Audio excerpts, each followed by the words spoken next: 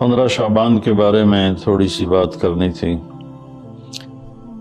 اس رات کے مختلف نام علماء نے رکھے ہیں: شب برات، شب مغفرت، شب رحمت، شب برکت۔ حدیث پاک میں اس کا کوئی نام نہیں ہے۔ حدیث پاک میں ہے لیلۃ نصف من شعبان، آدھے شعبان والی رات، یعنی 15 شعبان کی رات۔ اس میں صرف یہ الفاظ ہیں۔ یہ نام بعد کے علماء نے رکھے، چونکہ اس میں مغفرت ہوتی ہے تو اس کا نام شب مغفرت، اس میں جہنم سے خلاصی ہوتی ہے تو شب براءت، اس میں برکات کا نزول ہوتا ہے تو شب مبارک، اس میں اللہ کی رحمت کا نزول ہوتا ہے تو شب رحمت۔ لیکن لیلۃ نصف من شعبان اس کا نام حدیث پاک میں آتا ہے۔ اس کے بارے میں امت میں دو طبقے ہیں، دونوں انتہا پر ہیں، جو نامناسب ہے۔ ایک طبقہ ہے جو بالکل اس کی نفی کرتا ہے، رد کرتا ہے اور اس میں شدت اختیار کرتا ہے۔ اختلاف کا اصول ہے کہ اپنی بات پیش کرو، دوسرے کو عزت دو، لیکن اپنی بات پیش کرتے ہوئے روڈ ہو جانا، ریش ہو جانا اور دوسروں کی بےعزتی کرنا، یہ اللہ کو ناپسند ہے۔ یہ اللہ کی بارگاہ میں انتہائی ناپسند چیز ہے۔ تو اس کی بالکل نفی کرتے ہیں کہ کچھ بھی نہیں ہے۔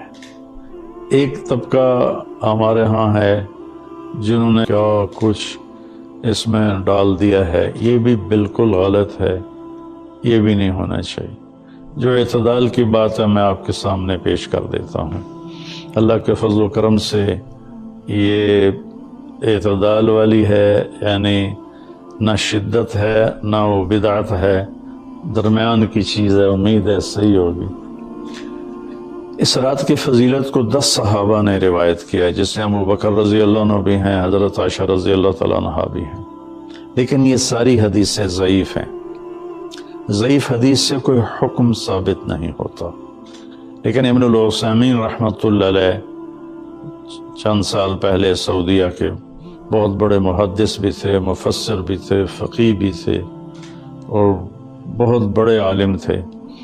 انہوں نے لکھا ہے کہ 10 حدیثیں ضعیف جب اکٹھی ہو جاتی ہیں تو وہ حسن کا درجہ حاصل کر لیتی ہیں۔ حسن لغیر ایک ٹرم ہے محدثین کی کہ وہ قابل قبول ہو جاتی ہیں اور اس کو فضائل میں قبول سمجھا جاتا ہے، حجت سمجھا جاتا ہے۔ عمل کے ثبوت کے لیے، عبادت کے ثبوت کے لیے، عقیدہ کے ثبوت کے لیے صحیح حدیث کے بغیر کوئی حدیث بھی قبول نہیں ہے۔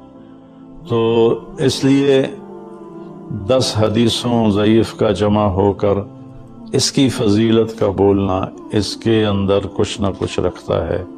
اور فضیلت جو اللہ کے نبی نے ارشاد فرمائی کہ 15 شعبان کی رات کو حضرت عائشہ فرماتی ہیں میں اٹھی تو آپ بستر پر نہیں تھے، تو میں ڈھونڈنے نکلی تو آپ جنت البقیع میں پہنچے ہوئے تھے۔ تو آپ نے دیکھ کر کہا عائشہ تو کیا سمجھتی ہے کہ اللہ اس کا رسول تمہارے ساتھ خیانت کریں گے؟ میں تو بقیع والوں کے لیے آیا تھا دعا کرنے۔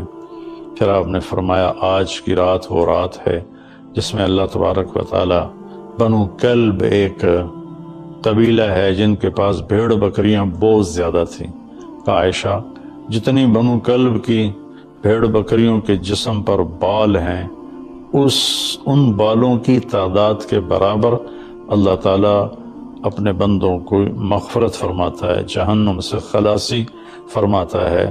اس پر شب برات اور شب مغفرت علماء نے اس کا نام رکھا، میرے نبی کی زبان سے یہ نام نہیں نکلا۔ تو اس کی یہ فضیلت ہے کہ اس میں اللہ تعالیٰ کی طرف سے بخشش کا نزول ہوتا ہے۔ باقی یہ جو کہتے ہیں کہ اس میں فرشتہ اترتا ہے اور سارے سال کا بجٹ بتاتا ہے اور سارے سال کے واقعات، یہ کسی حدیث میں میری نظر سے نہیں گزرا۔ سورہ دخان میں فیہا یفرق کل امر حکیم کا جو آیت آتی ہے تو اس سے پہلے کی آیت شب برات کی نفی کرتی ہے، انا انزلناہ فی لیلۃ مبارکۃ، کہ ہم نے اس سے مبارک رات میں اتارا قرآن پاک۔ تو قرآن پاک تو لیلۃ القدر میں اترا ہے، تو اگر کوئی کسی قسم کے اعلانات ہوتے ہیں تو پھر شب قدر میں ہوتے ہیں، اس رات میں نہیں ہوتے۔ دوسرا یہ ہے کہ اس کے روزے اور بندگی کے بارے میں، شب قدر کی اللہ کے واسطے میری بات دھیان سے سنو، اللہ کی قسم کوئی خاص عبادت میرے نبی نے نہیں بتائی، لیلۃ القدر کی کوئی خاص عبادت میرے نبی نے نہیں فرمائی۔ حضرت عائشہ رضی اللہ عنہ نے پوچھا، یا رسول اللہ اگر مجھے لیلۃ القدر نصیب ہو تو میں کیا کروں؟ کہا یہ دعا پڑھو، اللہم انک عفو تحب العفو فاعف عنی، اللہ تو معاف کرنے والا ہے، معافی کو پسند فرماتا ہے، مجھے معاف فرما۔ تو میرے نبی کی عبادت وہی 11 رکعت تہجد کے نوافل تھے، چاہے وہ شب قدر تھی، چاہے وہ شب برات تھی، چاہے وہ شب جمعہ تھی۔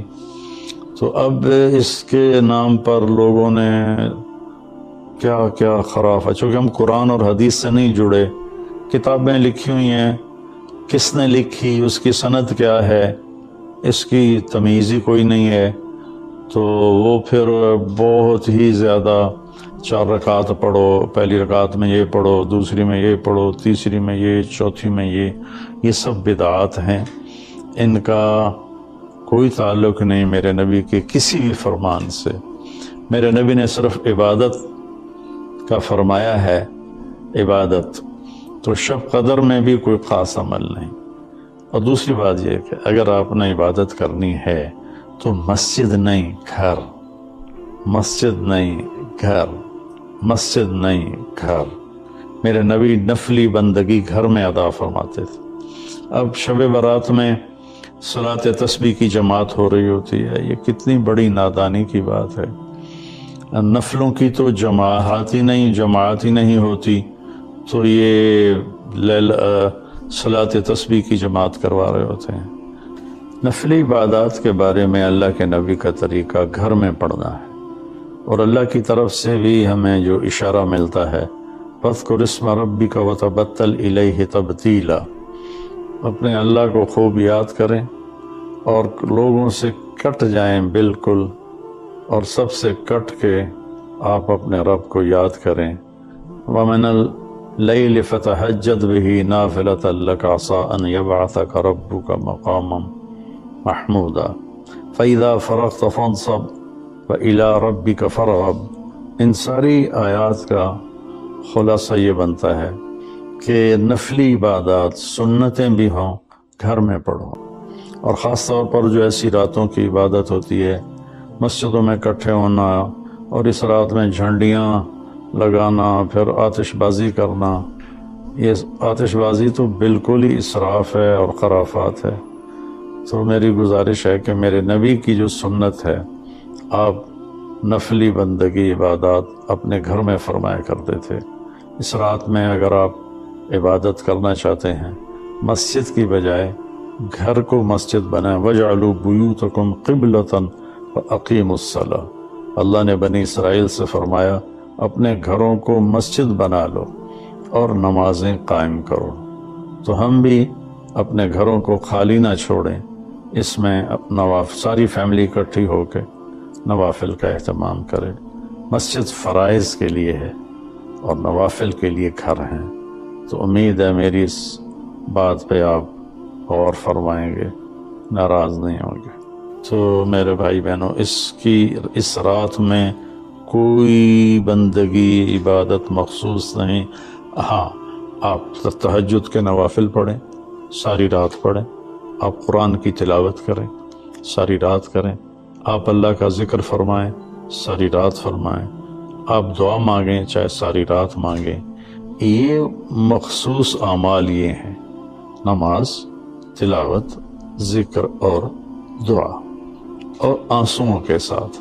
اپنی کھیتی کو پانی نہ لگے تو سوکھ جاتی ہے، ایسے ہی دل میں بھی ایک کھیتی آباد ہے ایمان کی، اسے آنسوؤں کے چند قطرے ہی سمندر کی طرح سیراب کر دیتے ہیں۔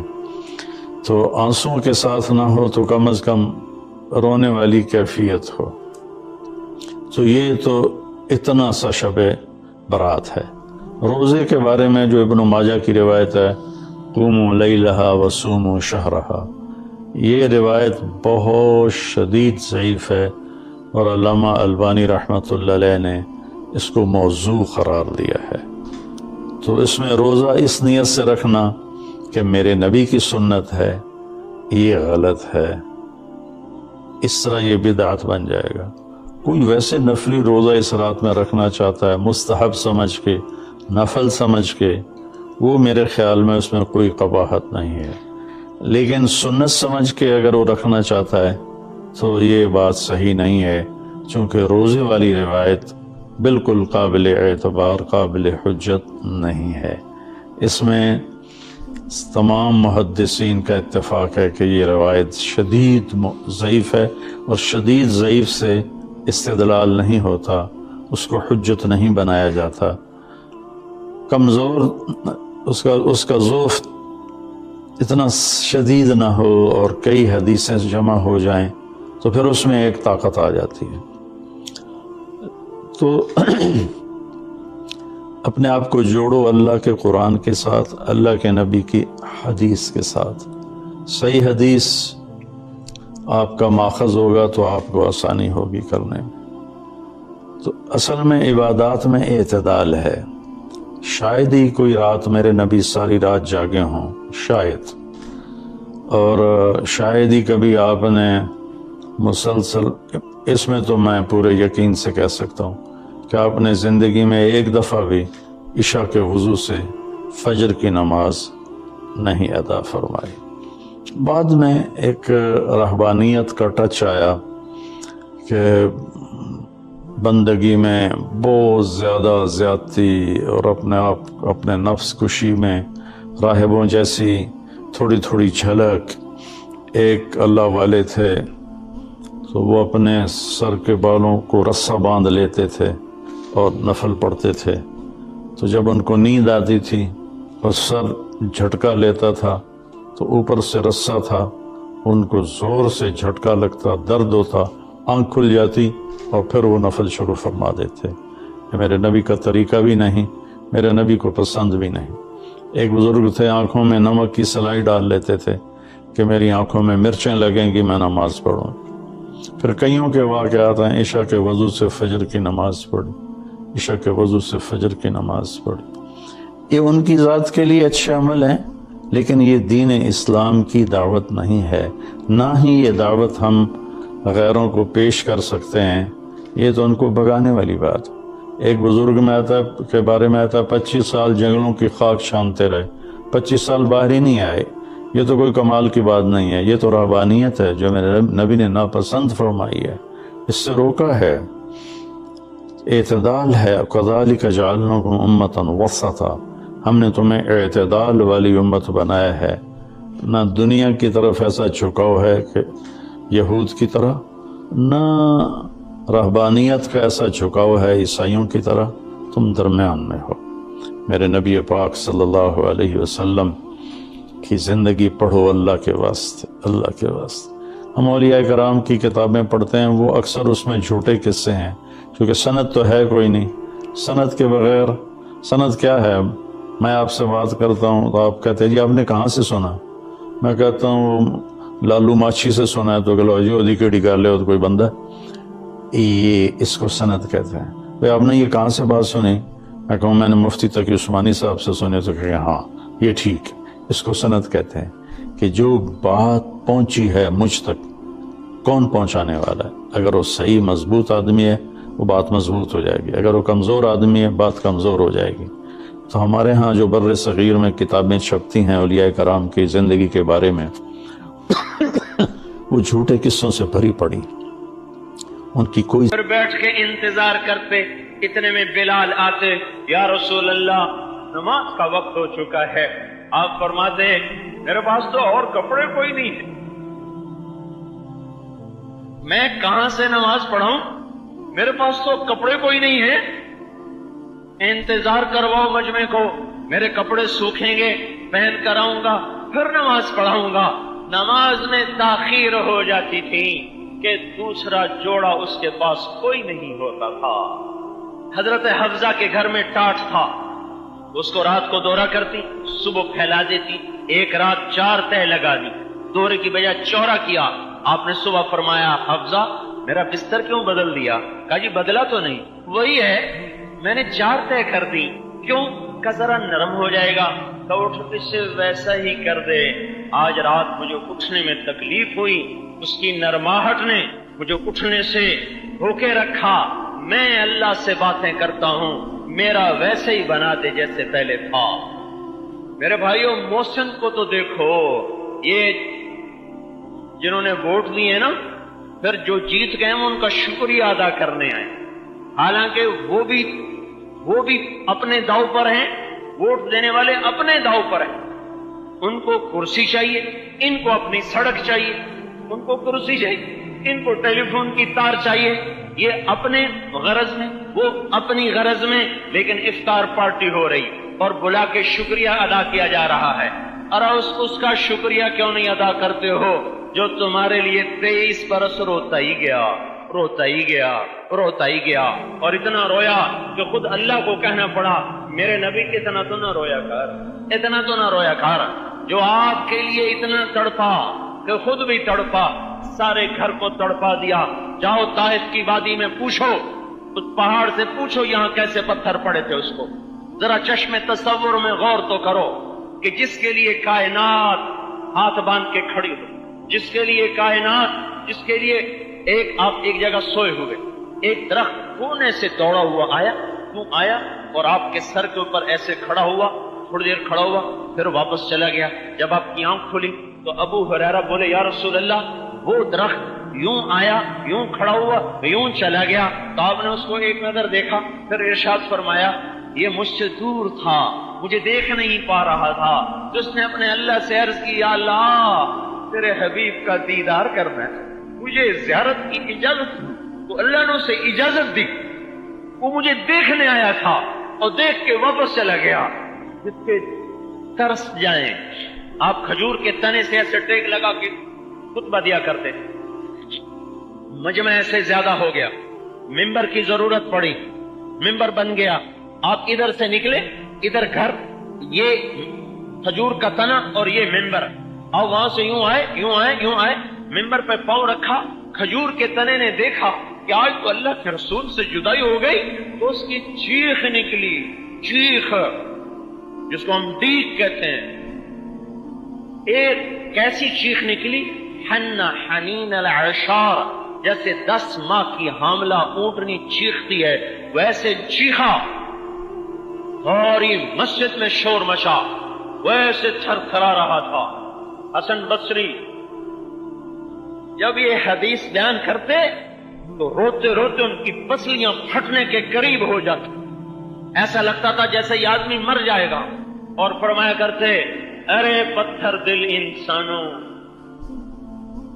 وہ پتھر دل نہیں تھے، یہ بیٹھے ہوئے میں اور آپ پتھر دل، میں اور آپ ہیں پتھر دل، کرے پتھر دل انسانوں، کھجور کا تنا بھی نبی کی جدائی پہ چیخ پڑا، تم کیسے امتی ہو کہ اس کی جدائی تمہیں رلاتی، اس کی یاد تمہیں تڑپاتی نہیں؟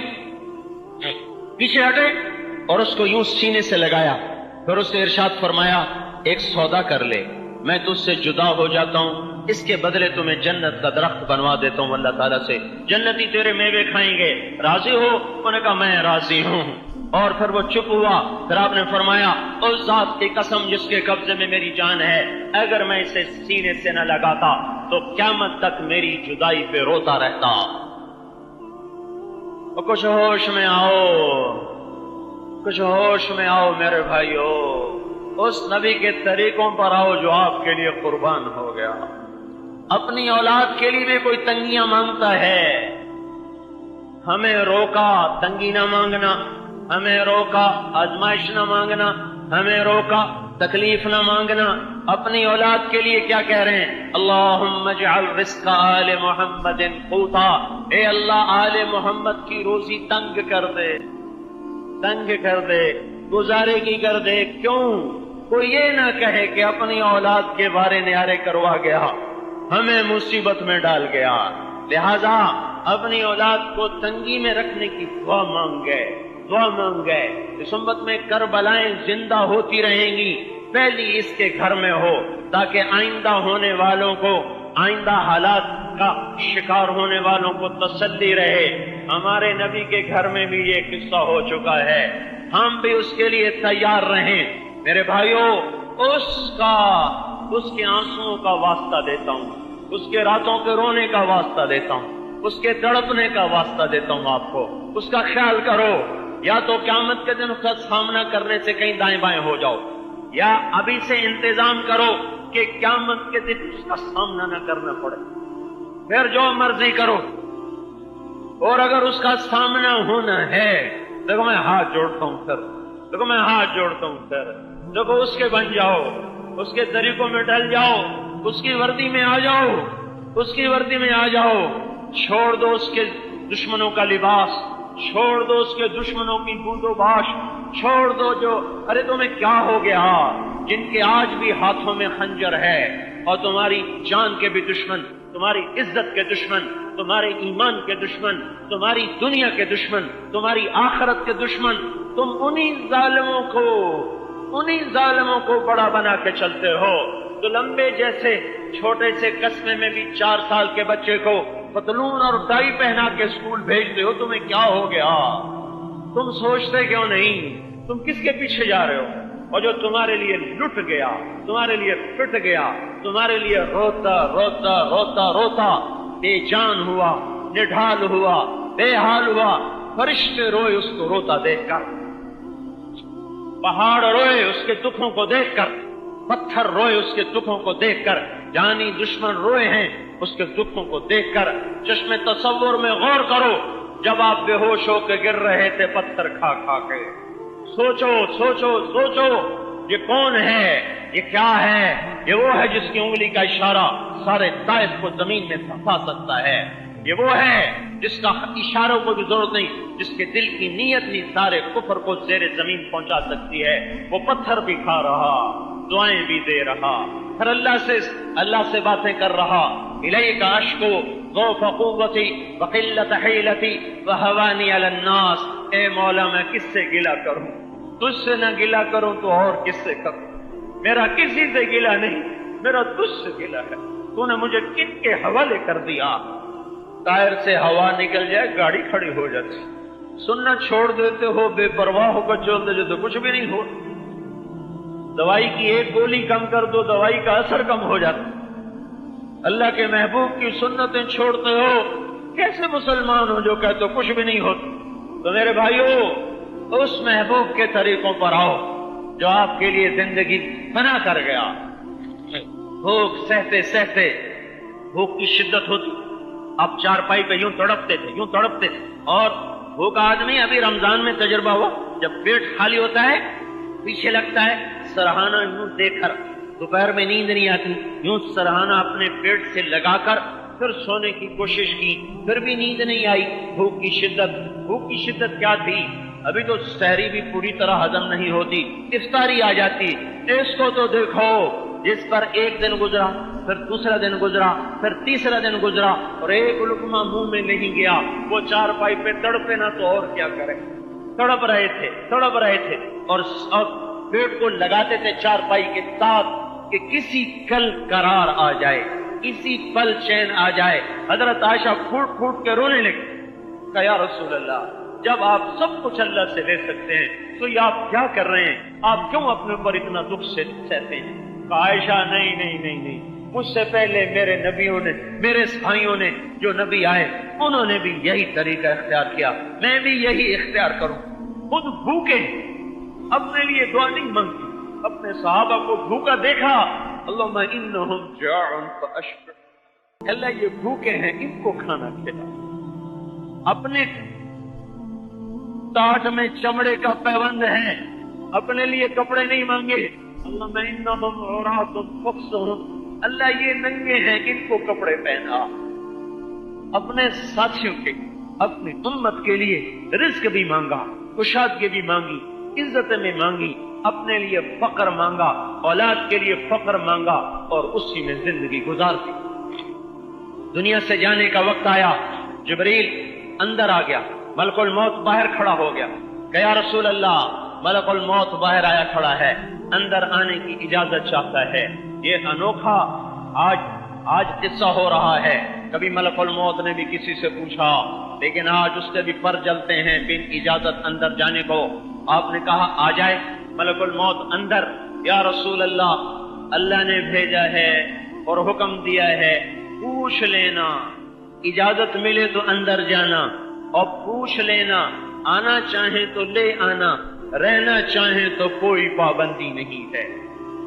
یہ اختیار نہ پہلے کسی کو تھا نہ آئندہ کسی کو ہے۔ تو آپ نے ارشاد فرمایا اگر میں کہوں گا تو میری جان بھی نکال لے گا؟ کہ جی آپ کی بھی نکال۔ تو آپ نے یوں جبریل کو دیکھا، کیا کہتے ہو؟ انہوں نے عرض کی یا رسول اللہ، اللہ ملاقات کا شوق رکھتے۔ تو آپ نے ارشاد فرمایا اچھا پہلے جاؤ اللہ سے پوچھ کے آؤ، میرے بعد میری امت کے ساتھ کیا کرے گا، میں پھر جواب دوں گا مجھے جانا ہے کہ رہے۔ اگر یہ اس وقت جاتے جاتے یہ ہمارا کام نہ کرواتے تو آج آپ کو انسان نظر نہ آتے، آج میں ممبر پہ چہکتا نظر نہ آتا، آپ یہاں بیٹھے نظر نہ آتے۔ دعائیں دو اس کو، اللہ ان کو اپنی طرف سے اس کی جزا دے گا۔ ہم کیا کر سکتے؟ ہم اس کی اطاعت کر لیں اور آج تک جو بغاوت کی اس سے توبہ کر لیں۔ جبریل واپس گئے، اللہ سے پیغام لائے کہ اللہ تعالیٰ فرما رہے ہیں ہم آپ کی امت کو تنہا نہیں چھوڑیں گے، ساتھ دیں گے۔ الان قرۃ عینی، بس ٹھیک ہے، میرا کام بن گیا، میرا کام بن گیا۔ کیا کام بن گیا؟ میری امت کو اللہ اکیلا نہیں چھوڑے گا، اکیلا نہیں چھوڑے گا، کام بن گیا۔ اے اسرائیل، اللہ کا حکم پورا کر۔ جب آپ نے یہ کہا تو جبریل نے کہا یا رسول اللہ، آپ نے یہ فیصلہ کر لیا ہے تو میرا بھی آج دنیا میں آخری دن ہے، آج کے بعد میں بھی نہیں آؤں گا۔ جبریل بھی غمگین ہو گئے کہ وہ نبوت کا وحی کا سلسلہ آج ہمیشہ کے لیے بند ہو گیا۔